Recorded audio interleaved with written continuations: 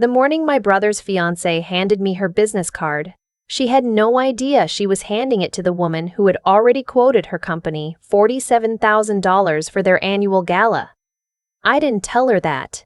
I just smiled, tucked the card into my apron pocket, and said I'd be in touch, but I'm getting ahead of myself. 3 weeks before my dad's 55th birthday dinner, my mom called me on a Tuesday afternoon. I was in the middle of sanding a cabinet door in my shop, so I answered on speaker and set the phone on my workbench. "Hey, Mom." "Hi, sweetheart." She had that voice. The careful one, where she's already decided something and is just figuring out how to say it. I'd known that voice my whole life. "So I wanted to talk to you about the dinner for your father." "Yeah, I already told you I'm coming. I cleared my Saturday." A pause. "Well, that's the thing. We were actually thinking it might be better if you didn't come to this one." I stopped sanding. "What? Your brother is bringing Courtney. It's the first time she's meeting everyone, and you know how these things are. First impressions matter so much and—" She stopped, started again. "Courtney's family is they're established, you know. Her father does something in finance. Her brother just made partner at his firm." I waited. I already knew where this was going, but I needed to hear her say it. "Your father and I just think, for this particular dinner, it would be better if we kept things simple. You know how you are. You'd start talking about your work. And it's just—" Another pause. "Courtney might not understand what you do. The shop and everything. We don't want her to get the wrong idea about our family." I stood in my shop. Wood shavings on the floor, sawdust on my forearms, the smell of linseed oil and pine. "The wrong idea," I said. "You know what I mean, honey." "I really don't, Mom." "Maya." Her voice shifted into that patient, explaining tone. "You make furniture. Courtney comes from a world where people don't.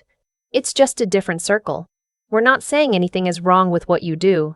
We just don't want your brother's first impression with her family to start off on a complicated foot." I asked her if she'd talked to my dad about this. She said it was his idea. I told her I understood. I said it very quietly, the way you say something when you're trying not to say anything else. Then I hung up, picked up the sander, and went back to the cabinet door. I sanded for about 40 minutes without stopping. The grain came up smooth and even, and I just kept going long after it needed it. I should tell you about my shop. I opened Holt Woodcraft 3 years before that phone call in a rented space in an industrial strip in Asheville, North Carolina. Before that, I'd spent 4 years working under a master craftsman named Ellis, who was 72 and had hands like bark and no patience for shortcuts. He taught me how to read wood grain the way other people read body language. He taught me that furniture isn't decoration. It's where people's lives happen, where they eat, where they sleep, where they sit when something goes wrong. When I went out on my own, I had $11,000 saved, a leased space, and one client, a bed and breakfast owner named Gwen, who wanted a custom dining table for her tea room. The table took me 3 weeks. I charged her $2,800, and she cried when she saw it. She sent 3 other people to me that month. By the time my mom made that phone call, I had a 4-month waitlist, 2 part-time employees, and a contract with a hospitality group out of Charlotte that sourced custom pieces for boutique hotels. I was not rich. I was not famous. But I had built something real with my own 2 hands, literally, and I knew it. My family did not know it. Or if they knew, they didn't think it counted. My brother, I'll call him by what he's always been to me, which is just my brother, was 31, 3 years older than me. He worked in commercial real estate. He wore good shoes. He had a car that beeped when you were too close to something. Our parents thought he was the responsible one, the one who had figured it out. I was the one who dropped out of a business degree to apprentice with an old man who made chairs. "You're really going to do that?" my mom had said when I told her I was leaving school. "Like woodworking, as a job?" I said yes. She said, "Okay." The way people say okay when they mean something is not okay, but they've decided to let it happen and revisit their disappointment later. My dad didn't say anything. He had a look though. For years after that, the question at family dinners was always a variation of the same thing. "How's the shop going?" Not, "What are you making?" Not, "Who are you working with?" Just, "How's it going?" Like a check-in on a patient who might not make it. I always said fine.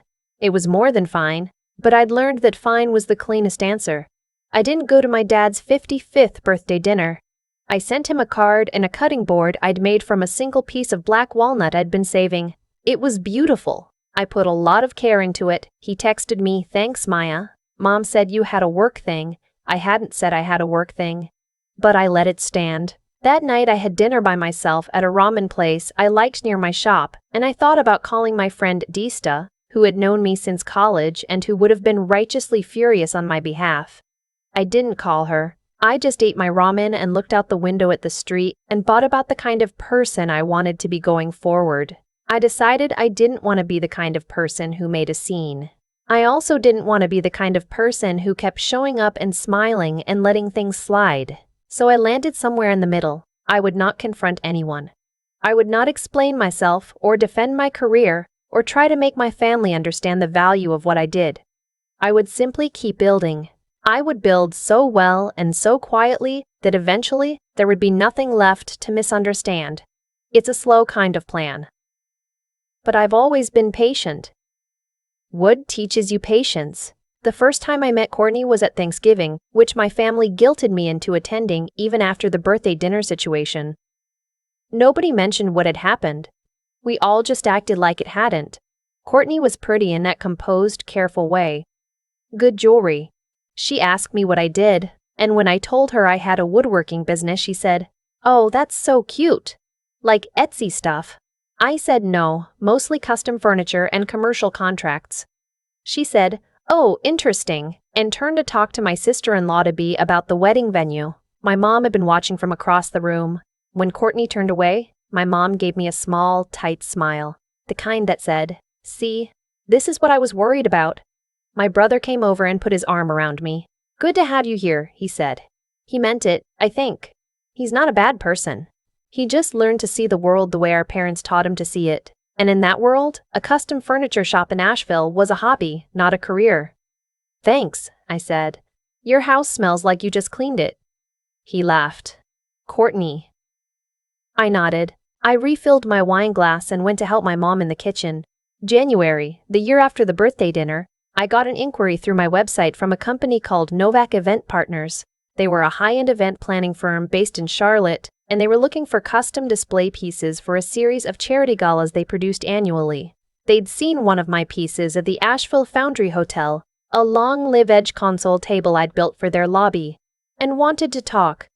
I drove to Charlotte and met with the creative director, a woman named Addie, who was sharp and efficient and had a list of exactly what she needed: 6 custom cocktail tables, 4 display pedestals, 2 statement sideboards, the aesthetic, modern organic, natural materials, clean lines. We talked for 2 hours. I showed her my portfolio. She showed me their event lookbook. At the end, she slid a budget sheet across the table. The number at the bottom was $47,500. I kept my face very neutral and said I could work within that. She said, "Great," and we shook hands, and I drove back to Asheville on I-26 with the windows down even though it was January and I was cold, because I needed to feel something that wasn't disbelief. The work took 4 months. It was the biggest single contract I'd ever had. I brought in a third part-time employee, a guy named Troy who'd gone to furniture school in Vermont and moved to Asheville because he liked the mountains. We worked long days. Some nights I stayed in the shop until 11, fitting joints, adjusting finishes, going back over things that were already good because I needed them to be better than good. I didn't tell my family about the contract. There was no moment that felt right, and by then I had stopped waiting for moments to feel right with them. My mom called occasionally. "How's the shop?" "Fine, Mom." "How are you eating?" "Fine, Mom." "Are you seeing anyone?" I laughed at that one. "No, Mom." My brother texted more than he used to.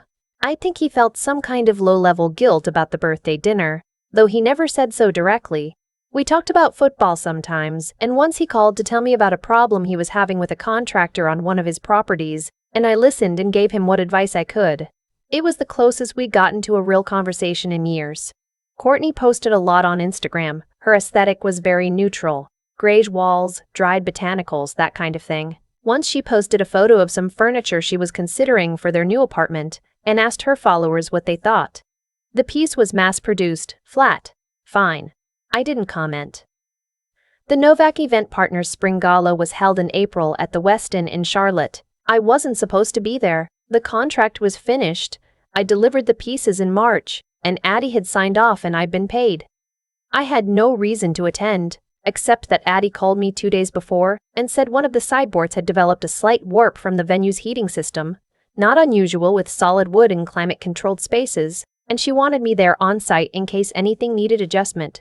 She offered to cover my hotel. I said yes. I drove down Friday, checked into the hotel, and spent Saturday morning walking the ballroom and inspecting my pieces. The warp was minor, something I fixed in 20 minutes with the tools I'd brought. The rest of the afternoon I had nothing to do, so I wandered the conference level, ate a mediocre hotel sandwich, and eventually found my way to the bar off the main lobby. I was on my second glass of wine when I heard my brother's voice. I turned, and there he was, across the lobby in a jacket I didn't recognize, laughing at something someone had said. Next to him was Courtney, and next to Courtney was a woman I didn't know, tall, in a blazer, with the kind of posture that says, she's used to being in rooms like this. Courtney was talking to her animatedly, gesturing. My brother spotted me first. The look on his face was complicated. Surprise. Then something that might have been guilt. Then the smile he'd decided on by the time he started walking toward me. Maya. What are you doing here? Work, I said. You? Courtney's firm co-sponsors this gala every year. He lowered his voice slightly. It's kind of a big deal for her. Courtney had turned and was looking at me with an expression I couldn't quite read. The tall woman beside her was looking at me too, but differently, like she was trying to place me. I know you, the tall woman said. She had a slight accent I couldn't identify. The console table at the Foundry Hotel. I was there for a friend's birthday in February, and I asked about it specifically. They told me it was made by a local craftsperson. She looked at me more carefully. That was yours? It was, I said. She extended her hand. I'm Miriam. I'm Courtney's mother. I shook her hand. I'm Miriam. I shook her hand. Maya. Something shifted in Courtney's expression. She was looking between me and her mother. You're the furniture maker, Courtney said, not unkindly, but carefully. I am. You did the pieces for tonight? The cocktail tables? The sideboards? Yes. Miriam was still holding my hand. She turned to Courtney. I told you about this work. I showed you the photos when Addie sent them over. Courtney said. I know. But I didn't. She stopped. She looked at my brother, who was standing very still, and then back at me. I didn't realize that this was your family. My brother said slowly, Maya is my sister. The silence that followed was the kind you could build something in. Miriam was looking at me with an expression that had settled into something warm and direct. Your work is extraordinary, she said. I've been trying to get Addie to introduce me to your studio for months. Do you take private commissions? I said I did, though I had a wait list. She said she didn't mind waiting. Courtney was quiet. I could see her working through something. The birthday dinner, probably. Or maybe just the architecture of the thing. The way the person her family had quietly dismissed had turned out to be the person her family's world moved around. My brother said, Maya built that table in Mom and Dad's kitchen, actually, when she was 17. I looked at him. I hadn't expected that. He looked back at me. I always thought that table was the best thing in the house, he said. I just never said so. Later that night, after the gala had started and I had no reason to stay in the ballroom, I sat at the bar and texted Desta. You're not going to believe this. She wrote back immediately. Are you okay? I thought about it. Yeah. Actually, yeah. Good. Tell me everything, I told her. She sent back a string of messages that were mostly capitalized and included several words I won't repeat here. Then she said, but are you satisfied? Or is there still something you needed? I sat with that for a while. The thing about quiet plans is they don't give you a dramatic moment of vindication. There's no scene where everyone turns to look at you. Nobody gasped when Miriam said my work was extraordinary. Nobody apologized in the lobby. My brother said one true thing, and that was it. Not an apology, just a truth he'd been holding on to and finally let go of. I thought about what I'd wanted when I decided I would just keep building. I think I'd wanted proof that my choice was right, that my work mattered, that the version of success that didn't involve a firm or a title or a salary that my parents could easily explain at dinner was still real. I had the proof now. I'd had it for a while, actually. The birthday dinner had just made it urgent to stop waiting for someone else to hand it to me. I think I'm good, I wrote back to Dista. Like actually good. You earned it, she wrote. 2 weeks after the gala, my dad called me out of the blue on a Sunday morning. I was at the farmer's market when my phone buzzed, and I stepped off to the side next to a honey stand and answered. Hey, Dad. Hey, kiddo. He cleared his throat. Your mother and I have been talking. I waited. He stopped. I want to say something, and I want to say it right, so just let me get through it. Another stop. We were wrong. About the birthday dinner, we shouldn't have done that. It was wrong, and it wasn't fair to you. And I felt bad about it ever since, and I should have said so a long time ago. I stood by the honey stand. A bee was investigating the edge of one of the jars. The farmer was watching it too. Okay, I said, that's it? Just okay? What do you want me to say, Dad? I don't know. I guess I wanted to know if you forgave us. I thought about that. I'm working on it, I said. I think it's one of those things that doesn't happen all at once. He was quiet. That's fair, he said finally. That's more than fair. We talked for a few minutes after that. About nothing important. About the weather in Asheville, and whether I'd seen some show on Netflix and whether I needed anything. The small talk of people who are trying to find their way back to each other. Before I hung up, he said, The cutting board is beautiful, by the way. Your mother uses it every morning. I'm glad, I said. And I was. I really was. Miriam commissioned a full dining set, table, 8 chairs, a sideboard. It was the largest private commission I'd ever taken. We met twice to go over the design, and she turned out to be exactly the kind of client I love most. She had a strong vision, she trusted my instincts, and she asked good questions. At our second meeting, she mentioned, almost in passing, that her daughter was getting married in October. I know, I said. Yes, she said. Of course you do. She looked at me across her kitchen table. I hope that's not strange for you. Professionally, I mean. It's not strange, I said. The work is the work. She nodded. You're very good at what you do. I know, I said. She laughed. You're very good at what you do. I know, I said. She laughed. It was a good laugh, full and genuine. I like that, she said. I like that you know. I do know. That's the thing I came out of all of this with.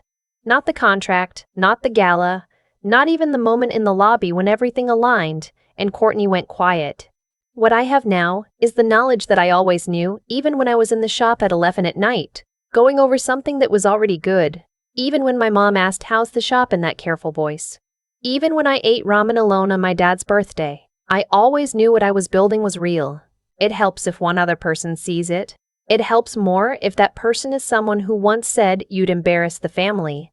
But honestly, I didn't need them to see it to know it was true. I just needed to keep building until there was no room left for the doubt to live. The award on my shop wall is from the North Carolina Craftsmen's Guild, Best Emerging Studio, 2 years running. It's not framed. I just have it taped up next to my measurements board with blue painter's tape, the way you'd put up a child's drawing. Ellis came by to see it once when he was in town for something. He stood in front of it for a long time with his arms crossed. You going to frame it? He said. Eventually, I said. He grunted. You should do it now. You earned it now. I said I'd think about it. He looked around the shop, the workbenches, the tools on their pegs, the pieces in progress, the smell of sawdust and oil that lives in the wood of the walls now, and he said, You did good, kid. That's the thing I go back to when I need to go back to something. Not the gala, not Miriam's commission, not my dad's apology or my brother's quiet truth or Courtney's expression when she understood who I was. Just Ellis standing in my shop saying, You did good. That's enough. It's always been enough. I just had to build my way to believing it. I've thought a lot about what actually happened in that hotel lobby. Not the surface of it, not Miriam shaking my hand, or Courtney going quiet, or my brother saying the truest thing he'd said to me in years. I mean what caused it. What set all of it in motion long before that night? Because here's the thing, nobody tells you when you're 25 and you've just left college to apprentice with an old man who makes chairs. The choices you make when nobody's watching are the ones that build your actual life. Not your reputation. Not the version of you that shows up at family dinners. Your actual life. The one that exists in your shop at 11 at night when you're going back over a joint that's already good, because you need it to be better. Every hour I put into that work was a cause. The gala was an effect. It's that simple, and that slow, and that unglamorous. My mom made a decision when she called me about my dad's birthday. She decided that how things looked to Courtney's family mattered more than whether I was in the room. That Joyce had a cost she didn't calculate yet. Not because the universe punishes people for being wrong, but because actions move in directions. She pushed me out, and that created space. Space where I stopped waiting for my family's approval and started using that energy for the work. I don't think I would have taken the Novak contract with the same confidence if I'd still been quietly hoping my parents would finally see me clearly. Sometimes being excluded is the thing that frees you. Courtney dismissed me at Thanksgiving, and I let her. I didn't argue. I didn't perform. I just went back to the shop. That's not passivity. That's a kind of intelligence I had to earn. I used to think standing your ground meant making noise. Ellis taught me otherwise. He'd look at a piece of wood that wasn't cooperating and he'd just wait. Read it. Find where it wanted to go. The worst furniture makers are the ones who force things. I think about Desta asking me that night if I was satisfied. It was the right question. Because satisfaction isn't the same as vindication. I didn't need Miriam to love my work to know it was worth loving. I didn't need my dad's apology to know I'd made the right choice at 22. What I needed, and what I had to build for myself, slowly, the way you build anything that lasts, was the kind of certainty that doesn't depend on another person's recognition to stay standing. That's the thing I'd want someone younger than me to understand. Not the gala moment, not the twist, not the satisfying quiet of Courtney realizing who I was.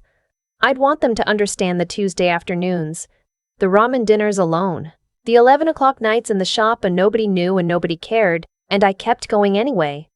Not out of stubbornness, not to prove something, but because the work was real and I knew it, and that knowledge was enough to move on. My brother said he always thought the table I built at 17 was the best thing in the house. He just never said so. I used to think that kind of silence was a failure of love. Now I think it might have been a failure of courage, which is a different problem with a different solution. He's working on it, so am I. So is my dad. That's all any of us can do, keep working on the thing in front of us, and trust that the doing of it is its own answer. Ellie said I did good. That's the one I keep.